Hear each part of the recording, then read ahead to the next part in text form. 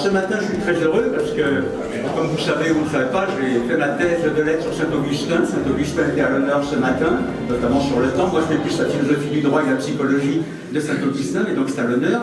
Et puis, dans tout ce qui a été dit, et qui sera complété admirablement, ça j'en suis sûr, par M. Christian Philippe, on a parlé de quelque chose qui me tient à cœur, puisqu'on vient de publier ce petit fascicule, qui sera bientôt à la discussion de tout le monde, qui s'appelle « Pour une culture des valeurs de la République ».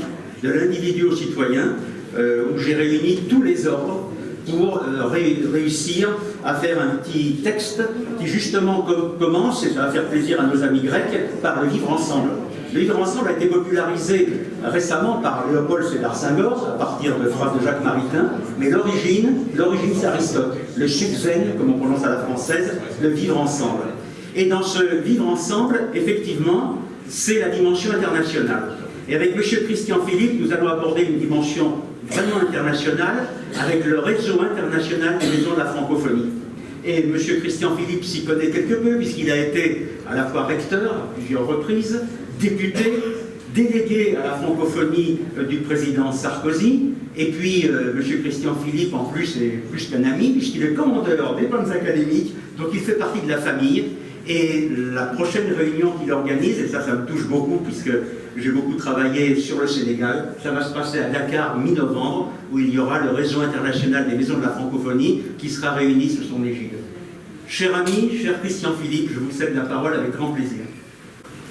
Merci. Merci d'abord. Merci pour votre invitation, pour commencer. Merci aussi à la MOPA d'avoir voulu placer cette journée sous le signe de la francophonie. La francophonie, c'est un combat auquel je suis très attaché. Et donc, peut-être comme mon prédécesseur, c'est d'abord par conviction, et j'espère avec cœur, que je m'exprimerai devant vous. La francophonie, c'est quelque chose, c'est une notion, je crois, mal connue, voire décriée.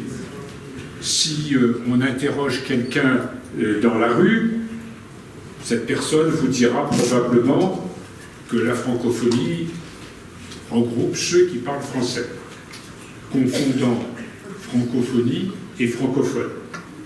D'autres nous disent que la francophonie se rattache à un passé colonial à oublier et que la modernité, on l'a vu déjà ce matin, c'est l'anglais.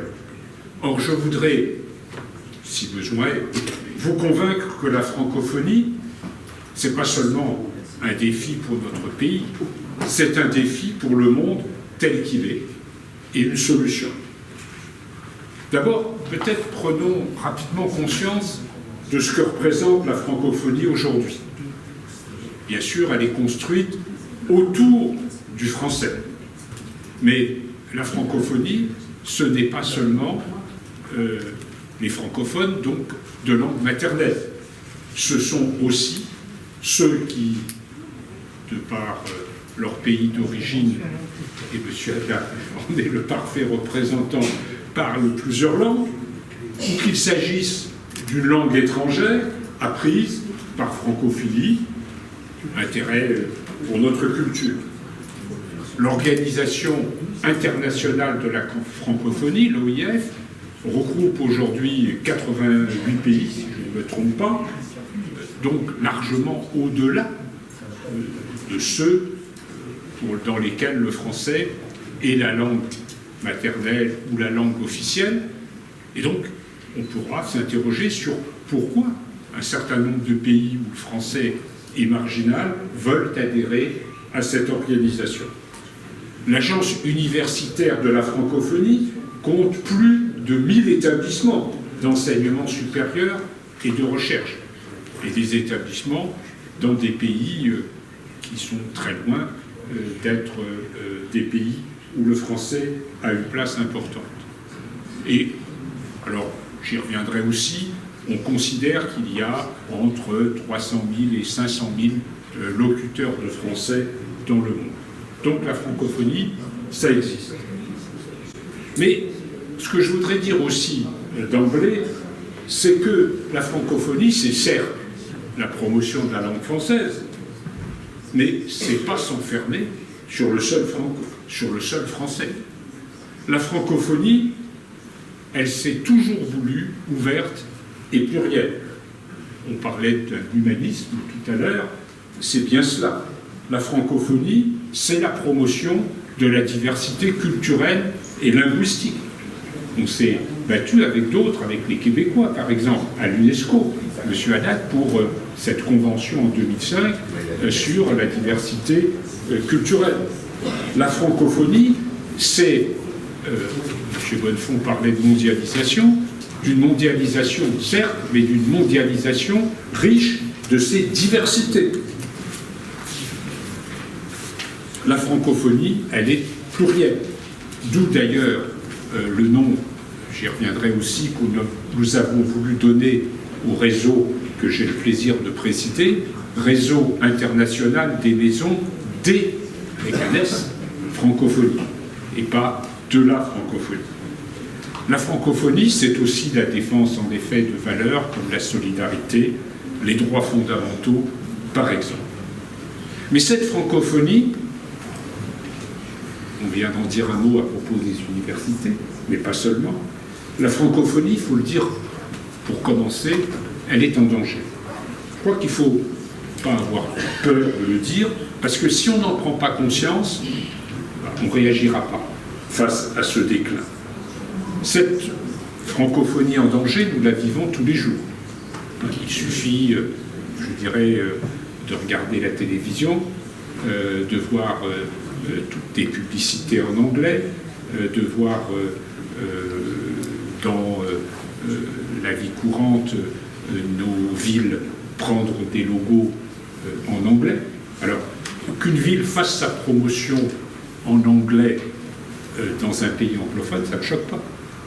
Mais qu'une ville croit que pour gagner en quelque sorte en France une meilleure notoriété, il faut un logo en anglais, oui, là, ça pose problème par rapport à notre identité.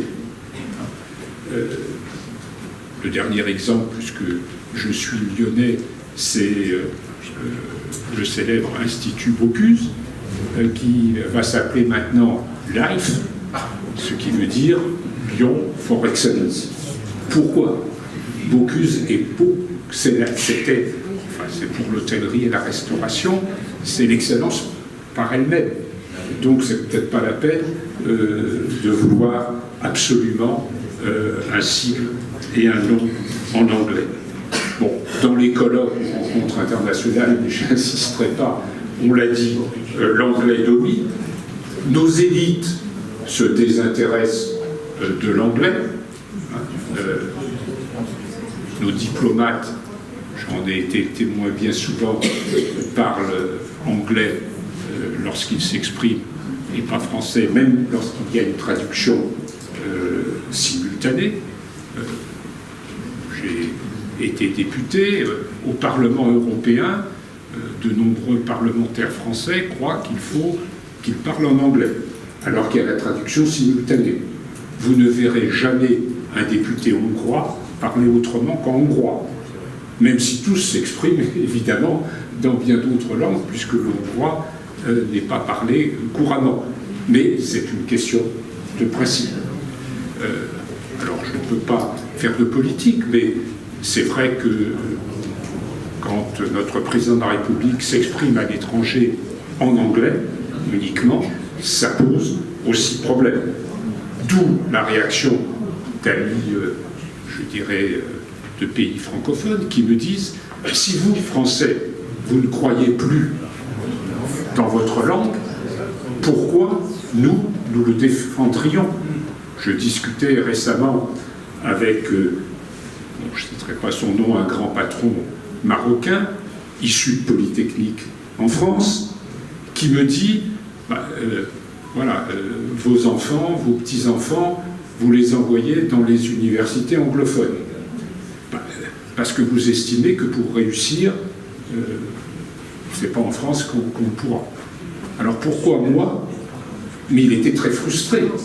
Mais il me dit, je me sens obligé parce que je veux que mes enfants aient la même chance que les vôtres. Enfin, je vais l'envoyer aux États-Unis alors que pour moi, je n'avais jamais imaginé ça.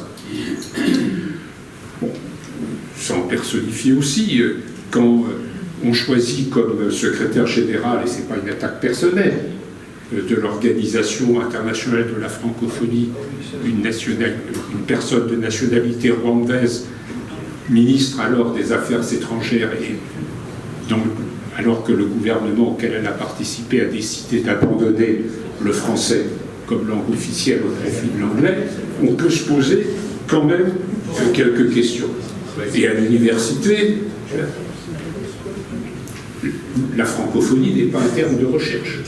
Il y a à Lyon l'Institut international pour la francophonie, il y a à Montpellier 3 également un centre qui travaille sur la francophonie comme élément d'enseignement et de recherche. Mais à ma connaissance, les cours sur la francophonie, ça n'existe pas. La recherche sur la francophonie, c'est extrêmement limité. Tout ça n'est pas, à mon sens, anecdotique. Cela prouve que notre pays ne croit plus en lui. Parce que sa langue, c'est un élément clé de son identité. Je prendrai un dernier exemple à propos de l'Agence française de développement, une autre association, j'ai l'occasion de travailler souvent avec eux, et donc c'est l'organisme par lequel la France aide un certain nombre de pays à réaliser des projets. La République démocratique du Congo, qui est le pays qui devrait compter théoriquement le plus de francophones. Ce pays reçoit à peu près 100 millions par an de la RDC. La Lituanie, j'ai rien contre la Lituanie, 200 millions par exemple. Donc les pays francophones ne sont nullement une priorité pour l'Agence française de développement. Dans ces conditions aussi, je parlais sur un autre point qui est important, comment s'étonner que les personnes issues d'une immigration récente ne voient pas finalement l'intérêt à s'intégrer à une société qui doute de sa propre langue et des valeurs qu'elle véhicule. Donc, la francophonie, elle est d'abord en danger en France. Et je l'ai un peu dit, et par conséquent, elle est en danger à l'international. Alors, encore une fois, sans vouloir mettre en cause l'OIF, mais il y a beaucoup de publications qui disent que voilà, le français va compter X centaines de millions de locuteurs supplémentaires dans les années qui viennent parce que la démographie en Afrique subsaharienne est telle qu'effectivement, l'Afrique subsaharienne, composée de pays membres de l'OIF, va augmenter considérablement. Mais encore faudrait-il qu'ils parlent français. Or là, on trouve un problème qui nous touche directement. Il faudrait encore qu'il y ait des professeurs de français. Il y en a de moins en moins. Il y a un problème de la France, je le dis très clairement. Hein, nous n'accueillons pas assez d'étudiants de pays anglophones. Hein, les problèmes de visa, les problèmes de bourse, les crédits qui disparaissent au profit des alliances, des instituts ou autres, c'est catastrophique. Mais depuis des années, tout gouvernement, majorité confondue, hein, ce n'est pas une attaque politique. Or, c'est capital. Je connais bien le Sénégal, en effet, on en parlait. Mais au Sénégal, on dit c'est un pays de Senghor, pays francophone. Ah oui, au niveau de Dakar, vous pouvez vous exprimer en français. Mais on considère qu'il y a peut-être 30% de la population sénégalaise qui en réalité parle français. Alors, ils ne parlent pas anglais, hein. Ils parlent wolof. C'est très bien qu'ils parlent wolof. C'est leur langue, c'est la langue maternelle. Mais ce n'est pas avec le seul wolof que le Sénégal s'ouvrira sur le monde. Seulement, quand vous êtes en campagne, qu'un instituteur, malheureusement, n'a pas pu aller très loin dans ses études, qu'il ne maîtrise pas ou très mal le français, même si théoriquement il doit enseigner en français, voilà, il va enseigner dans la langue qu'il connaît, dans la langue de ses élèves, et comme la majorité d'entre eux ne poursuivra pas au-delà d'un certain niveau du secondaire, si vous allez au Liban aujourd'hui, le Liban considéré comme un pays francophone, dans la rue à Beyrouth, vous ne vous faites pas comprendre en français, à part à Trafier dans le quartier chrétien. Hein, si vous prenez un taxi, vous n'avez quasiment aucune chance de vous faire comprendre en français. Notez que de moins en moins en anglais aussi, il n'y a plus que l'arabe, mais la situation du Liban pose problème. Donc, je crois qu'il faut aussi prendre conscience de cela. Le français, et madame, je pense que vous êtes bien mieux placée que moi cet après-midi pour nous en parler, je crois que ça devrait être la première priorité, des priorités. La formation de professeurs de français dans les pays avec lesquels nous sommes en relation. Hein. Et puis, quand on compare ce que fait la France, on parlait de la Chine, avec les instituts Confucius, hein, on pourrait parler de la Turquie et de ses bourses pour étudiants. On pourrait parler d'ailleurs de l'Allemagne, avec maintenant le ministre d'État en charge de la politique culturelle extérieure. Donc, voilà, on ne se rend pas compte qu'à l'international, nous ne défendons pas notre langue et les valeurs qu'elle représente. Et il y a en Afrique, vous savez, une vraie coupure avec la jeunesse, parce que, à tort ou à raison, certaines manifestations, et là aussi, tout bord politique confondu, le montrent trop souvent, on donne l'impression de vouloir donner des leçons à l'étranger. Hein. Et aujourd'hui, c'est vrai qu'il y a un vrai problème. D'autant plus que la question, là encore, des visas et des bourses frustre la jeunesse africaine, hein, qui voudrait venir. Or, quel est le meilleur investissement que de faire venir des jeunes étudiants, même si certains d'entre eux, je dirais, resteront, mais beaucoup d'entre eux repartent dans leur pays. Et c'est comme cela que se créent des réseaux, des influences et la défense d'intérêts. Alors il faut réagir. Je crois que si nous ne comprenons pas que la francophonie est un défi, nous perdrons une partie de ce que nous représentons. Alors il faut réagir en France et il faut réagir à l'international. Je crois que en France, il faut réouvrir le débat d'abord sur le français. On a la loi Toubon, 1994, mais qui la connaît et elle n'est pas respectée. Même quand il y a un recours fait devant les tribunaux, elle n'est pas appliquée. Je crois qu'il y a un pays qui donne l'exemple en la matière, c'est bien sûr le Québec, avec la célèbre loi 101, puis l'année dernière, ou il y a 2 ans, 1 an et demi, ou l'année dernière, la loi 96 sur le français. Alors certes, les Québécois sont dans une situation de minorité. Donc quand on est minoritaire, on se défend.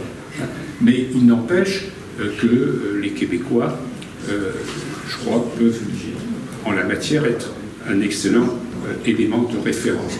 Donc je crois qu'il faut qu'on ouvre un débat en France sur le français. Le français, d'ailleurs en France, je l'ai dit, son utilisation en France, moi je considère que, c'est un professeur d'université, qu'il est normal que nos étudiants, en étant diplômés, parlent l'anglais, en tout cas ce globish, qui n'est certes pas le vrai anglais, mais qui est cette langue de service, cette langue de communication dont vous parliez. Mais ça ne veut pas dire qu'on doit faire nos études qu'en anglais. Or, aujourd'hui, les filières d'excellence sont considérées comme des filières devant être tout en anglais, ce que la loi Toubon interdit, mais qu'on ne respecte pas. Quand des écoles, des grandes écoles françaises, installent des filiales dans des pays francophones en proposant des programmes qu'en anglais, là encore, il faut se poser la question sur le français. Donc moi, puisque c'est un peu à la mode, sous une forme ou sous une autre, avec d'ailleurs beaucoup d'autres associations non gouvernementales francophones, on se dit pourquoi on ne lancerait pas l'idée d'une convention citoyenne sur le français. Alors, il va y avoir l'année prochaine le sommet de la francophonie en France en 2024. Donc, l'idée du réseau que je représente, mais pas seulement, parce que ça n'a d'intérêt que si on regroupe toutes les associations francophones, on ne voit pas la pas, eh bien, c'est de dire ou de proposer qu'il y ait une convention citoyenne sur le français. Je crois que ça mérite un débat. Alors, sur le français en France, et aujourd'hui, avec les techniques modernes de visio, de virtuel, on peut très bien imaginer d'ailleurs une convention qui porte aussi sur le français à l'étranger, en faisant participer des francophones d'un certain nombre d'autres pays. Alors, les modalités peuvent être discutées, bien sûr, et le seront, mais je crois fondamental qu'il y ait une réflexion en France sur le français et sur la francophonie. Comprendre que la francophonie peut aussi être un outil au service de l'intégration de nouveaux migrants comme de cohésion sociale. Ça me paraît extrêmement important. Et puis enfin, alors là je ne me répéterai pas, donc je n'insisterai pas, puisqu'on l'a dit ce matin, et c'est pas parce qu'on est entre enseignants ou ex-enseignants pour la plupart, oui, réflexion sur le métier d'enseignant. Il est sûr que si nous voulons des professeurs de français, il faut que ce métier redevienne un métier attractif. Et puis à l'international, réagir. Comment? Eh bien, je parlais tout à l'heure des manques de moyens. Il faut que nos alliances, nos instituts, nos lycées français à l'étranger ne soient pas uniquement dépendants des ressources qu'ils cherchent à se procurer sur place. Si on regarde la situation il y a quelques années, ce n'était pas le cas. Il faut, je crois, aussi redonner vie à l'OIF. Encore une fois, une excuse d'être critique, mais elle est illisible aujourd'hui, cette organisation.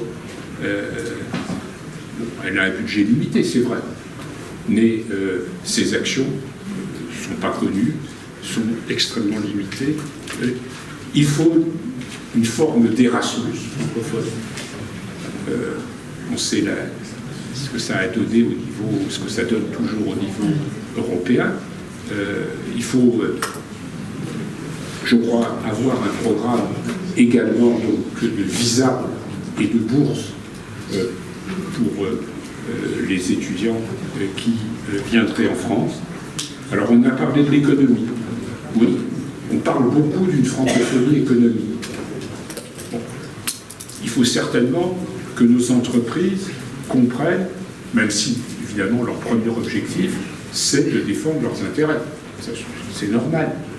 Mais qu'elles sont aussi, et que le fait, je dirais, de pouvoir, par exemple, lorsqu'elles sont dans un pays francophone, se développer en français, est un atout. Or, ce n'est pas ce qui se produit. Vous savez que dans nos entreprises, en France d'abord, on travaille de plus en plus qu'en anglais. Et puis, dernier exemple, pour ne pas être trop long, j'étais récemment en Serbie, où un doyen d'une faculté me disait, bon, trouver des étudiants qui apprennent le français, c'est compliqué aujourd'hui. Ils vont à l'Alliance française, ça leur coûte de l'argent, ils ne peuvent pas le payer. Ils vont au Goethe Institute, pardon, c'est gratuit. Pour se faire embaucher, s'ils ont un entretien d'embauche avec une entreprise française installée en Serbie, l'entretien se passe en anglais. Ils ne veulent pas du français. Alors pourquoi apprendre le français? Donc il faut que nous réagissions. La francophonie, c'est un élément de notre identité.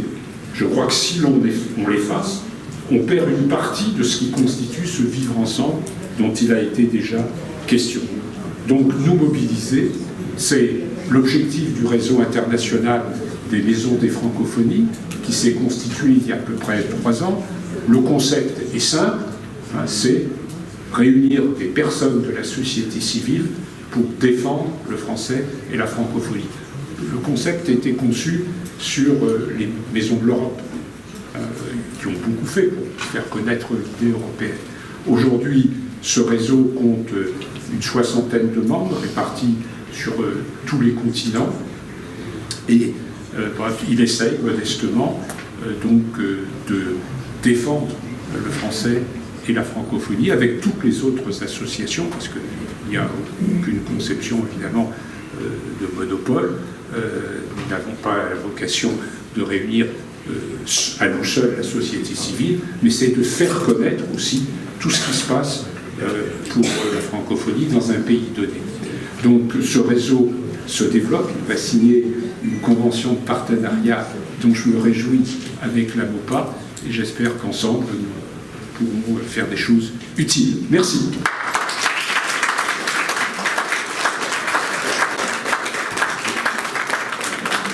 Merci infiniment à Christian Philippe, que j'ai un petit peu pressé. C'est dommage, je n'ai pas une montre molle, ce serait mieux d'avoir le temps émotionnel. En tout cas, un grand merci. Dire relief, je l'ai dit en wolof, il ne fallait pas, c'est ça, il faut le dire en français. Donc, merci beaucoup. Et puis, on va passer aux questions. Donc, s'il y a 1 ou 2 questions, avant que nous allions déjeuner. J'ai une question.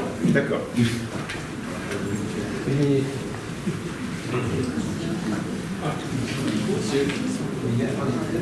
Joseph Monsberger, de la section d'Allemagne du Sud. Je n'ai pas de question, mais une petite information supplémentaire. Chers collègues, vous venez de mentionner qu'il y a très peu d'instituts d'études sur la francophonie. Alors, un nouveau centre d'études sur la francophonie a été créé à mon université de Tübingen au Bade-Württemberg. Et le centre, il est rattaché au département de langue romane. Le centre sera inauguré officiellement début juin en présence de l'ambassadeur de France de Berlin.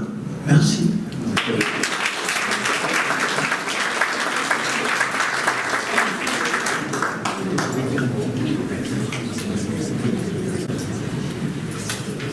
Oui, je me disais, est-ce que vous pouvez dire un mot sur le rendez-vous de Dakar? Bon, nous allons avoir du 8 au 12 novembre prochain le premier rendez-vous international des maisons des francophonies, parce que c'est bien les visios, il faut quelquefois se voir en présentiel. Donc ce sera une occasion de réunir toutes les maisons et toutes les organisations qui souhaitent travailler avec le réseau pour se fixer tout simplement une feuille de route sur les prochaines années.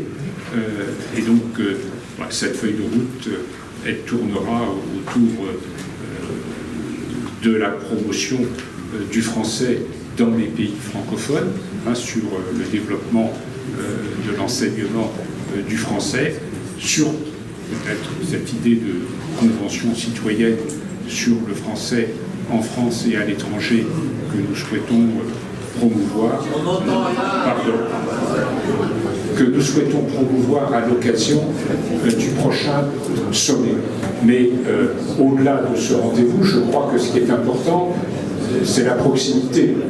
C'est le fait que, un peu partout, chacun, que ce soit dans une maison de la francophonie, dans une association quelle qu'elle soit, dans son établissement scolaire, dans la vie quotidienne, soit un défenseur du français et de la francophonie. Que nous sachions être ouverts aux autres, aux francophones hors de France, que nous donnions, j'allais dire, du concret, une vie à cette francophonie, la francophonie institutionnelle, la francophonie intergouvernementale, c'est bien, mais c'est pas ça qui représentera la francophonie. C'est qu'on ait envie de parler français, c'est qu'on ait envie d'échanger, qu'on échange en globish dans un certain nombre de circonstances, peu importe si ensuite on est capable de s'exprimer dans d'autres langues, le français comme les autres. C'est ça le combat. Une autre question. Oui. Bonjour, Christelle Mignot, Université de Montpellier. Je voulais savoir, donc, dans la perspective notamment du congrès, de votre réunion à Dakar, est-ce que vous envisagez les projets de formation des enseignants dans une perspective unilingue ou dans une perspective biplurilingue, langue première, langue française, qui est intéressant notamment dans les pays multilingues d'Afrique francophone subsaharienne et de manière générale dans les pays multilingues? Oui, je veux dire, c'est multilingue, c'est plurilingue. Je crois que, voilà, on n'a pas vocation à dire le français c'est la seule langue. Donc il faut, je crois, que nous faisions comprendre aux jeunes que parler français, c'est se donner une chance supplémentaire, c'est s'ouvrir sur un monde différent, mais qu'il faut aujourd'hui être multilingue. Nous intervenons par exemple, la maison de Lyon que je préside, nous intervenons beaucoup dans les établissements scolaires pour parler de la francophonie. Et moi ce que je ressens, d'abord ce que je trouve très intéressant, c'est que la majorité des établissements qui nous contactent sont souvent des lycées professionnels, c'est-à-dire des lycées où il y a aujourd'hui, pour toutes sortes de raisons que vous connaissez, un très grand nombre de diversités, de nationalités, d'origine.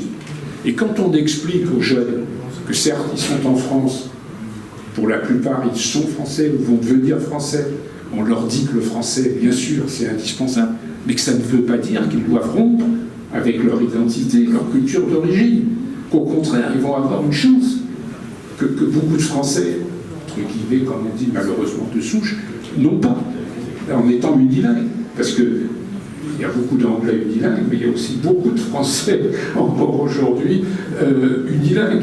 Donc, on leur dit, et puis ce que nous faisons souvent, c'est la première chose qu'on fait quand on va dans un collège, dans un lycée de cette nature, on propose au chef d'établissement d'afficher dans le hall de l'établissement une carte, très concrète, où on va mettre une flèche avec toutes les nationalités qui sont présentes dans ce collège. Et beaucoup d'établissements, ensuite, même j'ai constaté qu'ils laissent cette carte dans le hall d'entrée, ce qui montre, si vous voulez, que nous avons cette conception du français conçu, évidemment, dans une optique multilingue et pas langue exclusive. Très bien, merci. Merci infiniment à Christian Philippe. Et puis, on se retrouve tous à Dakar, bien évidemment, autour de Christian Philippe en novembre. Hein,